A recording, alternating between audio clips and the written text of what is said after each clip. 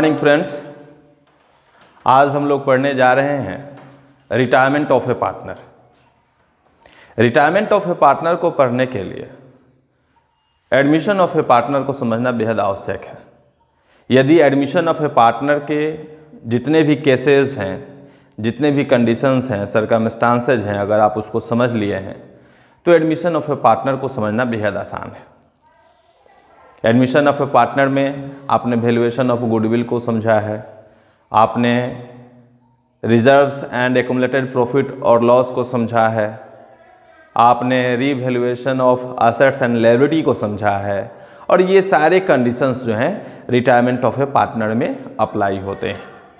आइए हम बात करते हैं रिटायरमेंट ऑफ ए पार्टनर का। When a partner retired, he is entitled to share in value of goodwill, because value of goodwill earned by all partner in the past और efforts of all partners। जो goodwill होता है सभी साझेदारों के efforts का return होता है। ऐसे में रिटायरमेंट के टाइम में पार्टनर को गुडविल की जो शेयर होती है, गुडविल की जो वैल्यू है, उसमें उसका शेयर कंपलसरी होता है। ऐसे में आप गुडविल का वैल्यूएशन करेंगे। वैल्यूएशन करने के बाद जो रिटायरिंग पार्टनर है उसके शेयर को कैलकुलेट करेंगे। जब शेयर कैलकुलेट होगा उस समय आप गेनिंग रेशियो कैलकुलेट करेंगे। फर्स्ट स्टेप होगा valuation of goodwill, second step होगा कैलकुलेशन ऑफ गेनिंग रेशियो। ये कोई कंपलसरी नहीं है कि फर्स्ट आप वैल्यूएशन ऑफ गुडविल करेंगे और सेकंड में गेनिंग रेशियो करेंगे। आप फर्स्ट में गेनिंग रेशियो भी कर सकते हैं, न्यू रेशियो कैलकुलेट कर लेंगे, गेनिंग रेशियो कैलकुलेट कर लेंगे, उसके बाद वैल्यूएशन ऑफ गुडविल करेंगे। वैल्यूएशन ऑफ गुडविल के बाद जो रिटायरिंग पार्टनर है उसके शेयर को कैलकुलेट करेंगे गुडविल से कि गुडविल में उसका शेयर कितना हुआ। अब जो रिटायरिंग पार्टनर का शेयर हुआ उस शेयर को रिमेनिंग पार्टनर में गेनिंग रेशियो में डिस्ट्रीब्यूट करते हैं। याद रखिएगा, एडमिशन में जो न्यू पार्टनर गुडविल लाता था उसे एग्जिस्टिंग पार्टनर सैक्रिफाइसिंग रेशियो में डिस्ट्रीब्यूट करते थे, लेकिन रिटायरमेंट में जो पार्टनर रिटायर होगा उसके शेयर को रिमेनिंग पार्टनर गेनिंग रेशियो में डिस्ट्रीब्यूट करते हैं। कभी कभी रिटायरिंग पार्टनर किसी पार्टिकुलर रिमेनिंग पार्टनर को ही अपना शेयर ट्रांसफर कर देता है। ऐसे में जो पार्टनर उस गुडविल को गेन करेगा सिर्फ उसी का हम जर्नल एंट्री करेंगे। तो जब गुडविल को रिटायरिंग पार्टनर के गुडविल को रिमेनिंग पार्टनर गेनिंग रेशियो में डिस्ट्रीब्यूट करते हैं तो उसके लिए हम कौन सा जर्नल एंट्री बनाते हैं? उसके लिए फर्स्ट जर्नल एंट्री हम बनाते हैं remaining partner capital account DR to retiring partner capital account. हम रिमेनिंग पार्टनर को डेबिट करेंगे, रिटायरिंग पार्टनर को क्रेडिट करेंगे। सपोज कीजिए कि X, Y और Z 3 पार्टनर्स हैं। इसमें जेड जो है रिटायर कर रहा है। तो जब जेड रिटायर करेगा तो हम देखेंगे कि रिमेनिंग पार्टनर कौन हुए। रिमेनिंग मीन्स जो कंटिन्यू है। आपके बुक में कंटिन्यूइंग पार्टनर भी लिख सकता है, तो कंटिन्यूइंग पार्टनर लिखे, रिमेनिंग पार्टनर लिखे, आप दोनों सेम समझेंगे। तो यहां पर X और Y जो है रिमेनिंग पार्टनर हो गया, यानी जो बच गए उनको हम डेबिट करेंगे और जेड को क्रेडिट करेंगे। तो इसके अकॉर्डिंग जर्नल एंट्री हो जाएगा X capital account DR, Y capital account DR to Z capital account. तो ये किसके लिए हुआ? ये रिटायरिंग पार्टनर के गुडविल में जो शेयर है उसके डिस्ट्रीब्यूशन के लिए हुआ। कभी कभी ऐसा होता है कि गुडविल ऑलरेडी बुक में अवेलेबल होता है, तो उसके लिए हम ये डिस्ट्रीब्यूशन से पहले उस गुडविल को रिटेन ऑफ करते हैं। क्योंकि रिटायरमेंट के टाइम पे न्यू वैल्यूएशन किया जाता है गुडविल का। तो ओल्ड गुडविल को हम रिटेन ऑफ करेंगे। तो रिटेन ऑफ करने के लिए आपको याद होगा एडमिशन में जब गुडविल को डिस्ट्रीब्यूट किया जाता था तो goodwill account DR to old partner होता था, एग्जिस्टिंग पार्टनर होता था। यहाँ रिटेन ऑफ करते समय वहाँ भी हम जर्नल बताए थे, एक बार फिर यहाँ बता रहे हैं कि अगर गुडविल ऑलरेडी अपीयर हो तो उसके लिए जर्नल एंट्री बनाते हैं all partners capital account DR to goodwill account, और ओल्ड गुडविल को ओल्ड रेशियो में हम रिटेन ऑफ कर देते हैं, समाप्त कर देते हैं। फिर न्यू वैल्यूएशन करते हैं गुडविल का, फिर न्यू रिटायरिंग पार्टनर का शेयर निकालते हैं, उसे गेनिंग रेशियो में डिस्ट्रीब्यूट करते हैं और फिर जर्नल बनाते हैं gaining partner capital account DR to retiring partner. आप गेनिंग पार्टनर भी कह सकते हैं, रिमेनिंग पार्टनर भी कह सकते हैं। ज़्यादा सुटेबल होगा गेनिंग पार्टनर, क्योंकि ये कोई ज़रूरी नहीं है कि जितने रिमेनिंग हैं वो गेन करेंगे। यहाँ आप किस रेशियो में बांट रहे हैं? गेनिंग रेशियो में। तो जो गेन करेगा उसी को हम डेबिट करेंगे। आपके बुक में गेनिंग कहीं नहीं लिखा है, लेकिन जब आप प्रैक्टिकल में आएंगे, क्वेश्चन को सॉल्व करेंगे तो आप फील करेंगे कि गेनिंग पार्टनर को ही डेबिट होना है। तो गेनिंग पार्टनर अगर लिखा जाए तो ज़्यादा बेहतर होगा। तो आप गेनिंग भी लिख सकते हैं, रिमेनिंग भी लिख सकते हैं, कंटिन्यूइंग भी लिख सकते हैं। अगर कोई ऐसा लिखा है तो घबराने की बात नहीं है। जब हम गुडविल का ट्रीटमेंट कर लेते हैं तो फिर हम आगे बढ़ते हैं। अब रिटायरिंग पार्टनर को गुडविल के बाद जितने रिजर्व्स हैं, जितने एक्युमुलेटेड प्रॉफिट्स हैं, लॉस हैं, उसमें भी शेयर चाहिए, क्योंकि उसके अर्निंग में इसका भी कंबाइंड एफर्ट्स है।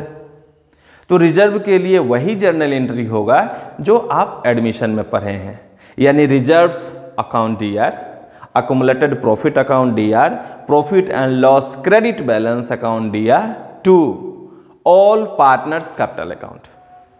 ये जर्नल एंट्री ऑलरेडी हम लोग प्रीवियस वीडियो में एडमिशन में पढ़े हैं, सेपरेट इसको हम पढ़ाए हैं, आप देख सकते हैं। अगर बाय द वे लॉस हुआ है तो लॉस के केस में आप क्या करेंगे? All partners capital account DR to profit and loss account debit balance, advertisement suspense account आप दिखा सकते हैं। हो सकता है कोई और डेफर्ड एक्सपेंडिचर हो तो उसे भी आप दिखा सकते हैं। दो रिजर्व और हैं जो स्पेशली हमने एक्सप्लेन किया है, वर्कमैन कंपनसेशन रिजर्व और इन्वेस्टमेंट फ्लक्चुएशन रिजर्व। तो दोनों का जो बैलेंस आता है, आप फुल डिटेल में जानने के लिए वो उस वीडियो को देख लेंगे। दोनों के बैलेंस को हम ऑल पार्टनर्स में ट्रांसफर कर देते हैं। It means workman compensation reserve account DR, investment fluctuation reserve account DR to all partners capital account. तो इस तरीके से हम रिजर्व का ट्रीटमेंट करते हैं। तो अभी तक रिटायरमेंट में आपने क्या किया? New ratio, gaining ratio calculate किया, ट्रीटमेंट ऑफ गुडविल को जाना, treatment of reserves and accumulated profit और लॉस को जाना। अब आगे बढ़ते हैं। आप रीवैल्यूएशन भी समझते हैं। पार्टनरशिप एडमिशन में बहुत ही डिटेल से हमने रीवैल्यूएशन को बताया है। तो आप रीवैल्यूएशन का जर्नल एंट्री कहा जाए तो जर्नल एंट्री बनाएंगे। रीवैल्यूएशन पे प्रॉफिट और लॉस को कैलकुलेट करेंगे। प्रॉफिट होगा तो profit on revaluation account DR to all partners capital account. अगर लॉस होता है तो all partners capital account DR to revaluation account. तो इस तरीके से आप रीवैल्यूएशन अकाउंट तक आ जाएंगे। जब कोई पार्टनर रिटायर होता है तो उसका जो कैपिटल है, कैपिटल के ऊपर अगर इंटरेस्ट है तो इस दोनों को हम क्रेडिट साइड में दिखाते हैं। अगर ड्राइंग है तो डेबिट साइड में आएगा, इंटरेस्ट ऑन ड्राइंग है डेबिट साइड में आएगा। फिर गुडविल के ट्रीटमेंट में जो आपके रिमेनिंग पार्टनर हैं वो क्रेडिट साइड में चले जाएंगे रिटायरिंग पार्टनर के, और रिटायरिंग पार्टनर रिमेनिंग पार्टनर के डेबिट साइड में चले आएंगे। जितने भी रिजर्व्स हैं, एक्युमुलेटेड प्रॉफिट्स हैं, वो आपके क्रेडिट साइड में चले जाएंगे पार्टनर्स कैपिटल अकाउंट के। पार्टनर्स कैपिटल अकाउंट बनाना आप जान गए होंगे, क्योंकि आप रिटायरमेंट पढ़ रहे हैं।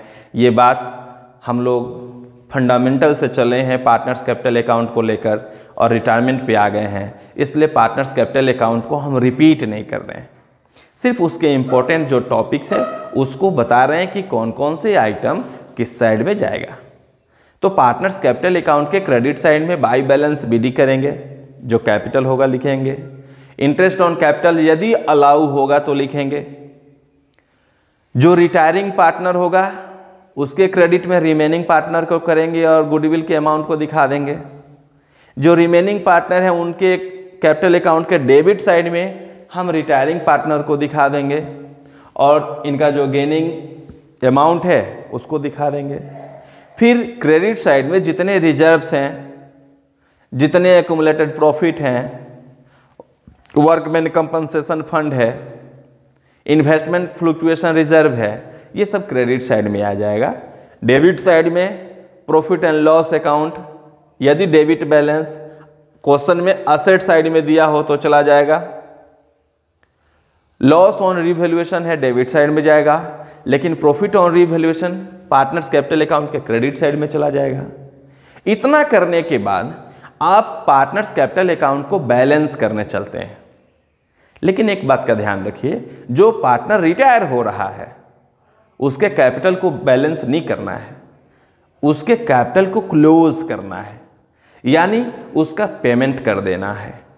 तो जब न्यू पार्टनर को आप पेमेंट करेंगे, रिटायरिंग पार्टनर को जब आप पेमेंट करेंगे तो रिटायरिंग पार्टनर का पेमेंट वैसे ही होगा जैसे न्यू पार्टनर जब अमाउंट कैपिटल लेकर आता है तो आप जर्नल एंट्री बनाते हैं बैंक अकाउंट दिया to new partner capital account. तो जब वो कैपिटल लाया, कैपिटल बॉट करता है तो आप जर्नल एंट्री पास करते हैं। ये कैपिटल विड्रॉ कर रहा है, कैपिटल इसका जा रहा है, कैपिटल यानी टोटल अमाउंट इसका पे हो रहा है, तो फिर वही जर्नल रिवर्स हो जाएगा। क्या होगा? Retiring partner capital account DR to cash और बैंक अकाउंट। यहाँ पे हमने पेमेंट कर दिया, कैपिटल का पेमेंट हो गया, बात खत्म हो गई।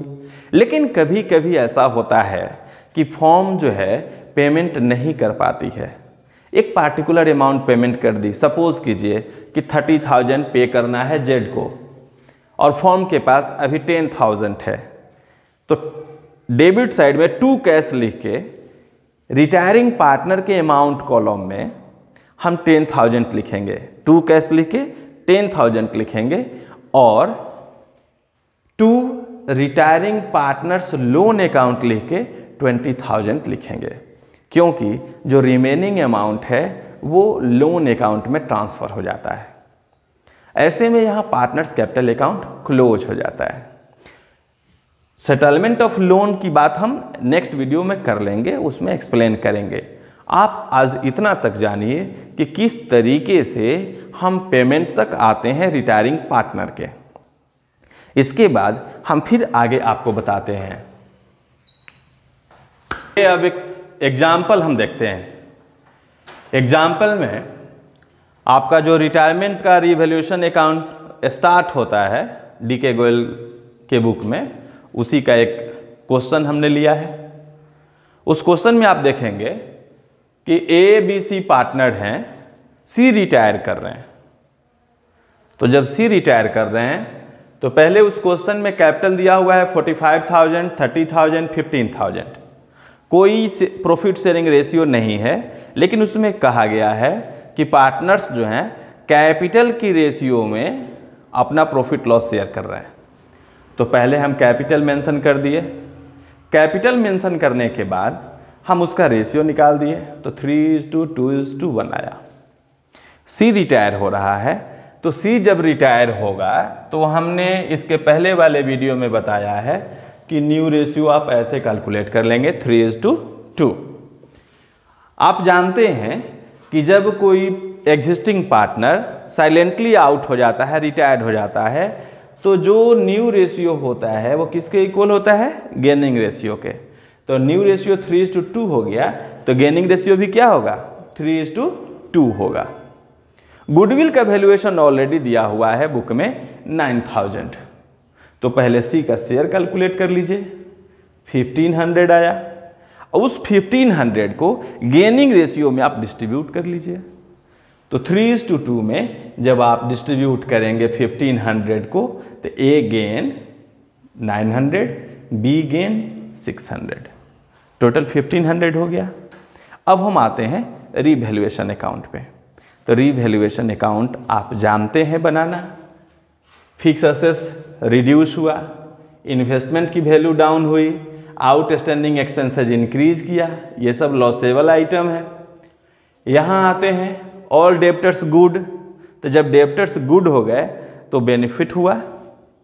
इंटरेस्ट अकर्ड हमारे लिए इनकम का पार्ट है। अब दोनों को कंपैरेटिव स्टडी करते हैं तो पाते हैं 4800 लॉस हुआ। इस लॉस को ओल्ड रेशियो में बांटेंगे, जो रेशियो यहाँ पर 3:1 आया, डिस्ट्रीब्यूट कर दिए। अब आते हैं हम पार्टनर्स कैपिटल अकाउंट पे। पार्टनर्स कैपिटल अकाउंट में बाय बैलेंस बीडी फर्स्ट करेंगे। 45,000, 30,000, 15,000 क्वेश्चन में दिया है। उसके बाद बैलेंस शीट से ही चलेंगे तो लायबिलिटी साइड में प्रॉफिट एंड लॉस दिखाई देता है। रिजर्व होता तो रिजर्व लिखते, एक्युमुलेटेड प्रॉफिट होता तो लिखते। उसको डिस्ट्रीब्यूट करेंगे 3:1 में। अब देखते हैं कि लॉस ऑन रीवैल्यूएशन है, यहां लिख दिया गया। बारी आती है गुडविल की। तो हमने अभी इस वीडियो में बताया है कि जब गुडविल का ट्रीटमेंट करना हो तो जो रिमेनिंग पार्टनर होते हैं वो डेबिट होते हैं और रिटायरिंग पार्टनर क्रेडिट होता है। तो रिटायरिंग पार्टनर क्रेडिट होता है, तो रिटायरिंग पार्टनर के क्रेडिट साइड में रिमेनिंग पार्टनर का जो गेन है उसको हम यहां दिखाएंगे। तो जब ए कंट्रीब्यूट करेगा सी को 900, बी कंट्रीब्यूट करेगा 600, तो ऑब्वियसली ए और बी का कैपिटल डाउन होगा। तो लिखे सी कैपिटल, ए के शेयर में 900, चूंकि 900 ए ने सी को डोनेट कर दिया है, बी ने सेक्रीफाइस किया है सी को, तो ये दोनों को दिखा देंगे। सी में नहीं दिखाएंगे क्योंकि सी जो है यहां पर रिसीवर है। अब हम बैलेंस कैलकुलेट करते हैं इसका। 19,000 आया, 19,000 से हम 800 को माइनस करेंगे तो 18,200 आया। अब आप क्वेश्चन में देखेंगे एडिशनल इंफॉर्मेशन में कि 18,200 का पेमेंट कैसे करना है। यदि कुछ नहीं कहता है, साइलेंट है इंफॉर्मेशन इसके बारे में, तो आप उसके लोन अकाउंट में ट्रांसफर करेंगे। सी लोन अकाउंट 18,200। अगर इसमें पार्शियली पेमेंट होता, कहता कि 5,000 इमीडिएट पेमेंट किया गया, तो 5,000 इमीडिएट किया गया तो 18,200 से 5,000 को लेस करते तो आता 13,200। तो 5,000 को लिखते टू बैंक अकाउंट और इसको लिखते सी लोन अकाउंट। अब आप कहेंगे कि यदि एक ही बार टोटल पेमेंट कर देता तो क्या होता, तो सीधे टू बैंक अकाउंट करके 18,200 कर देंगे।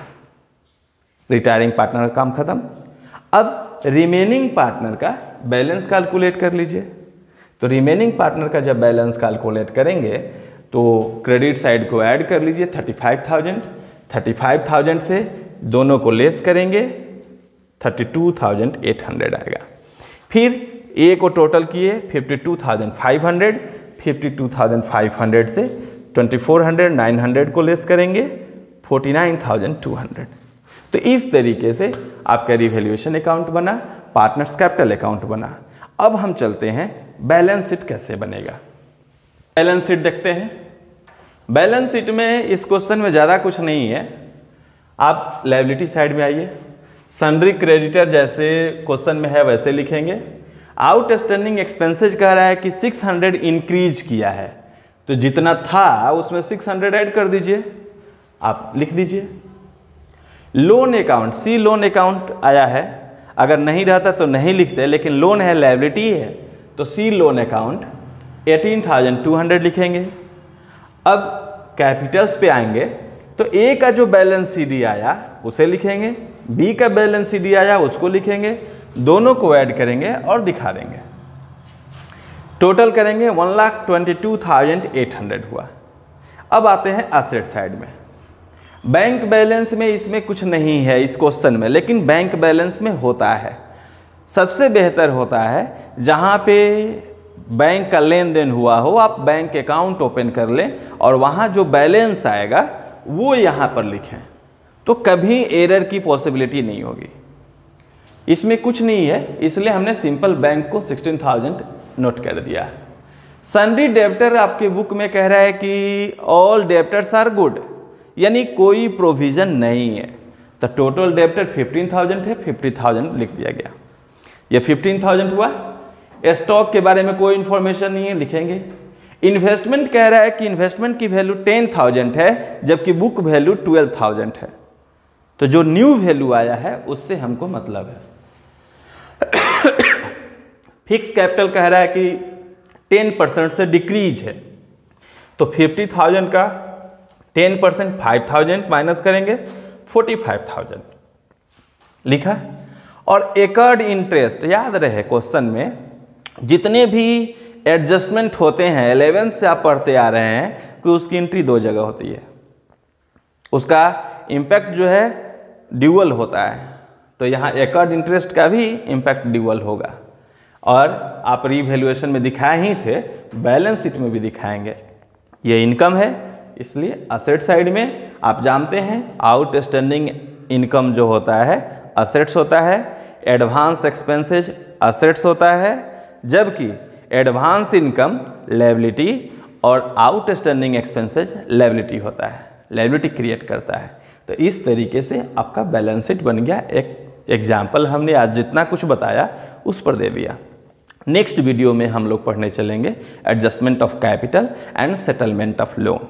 तब तक ये बहुत सारे क्वेश्चन इस पे बनेंगे, क्वेश्चन बनाइए, जो प्रॉब्लम है हम लोग फिर मिलते हैं। तब तक वीडियो देखते रहिए। Best of luck, thank you.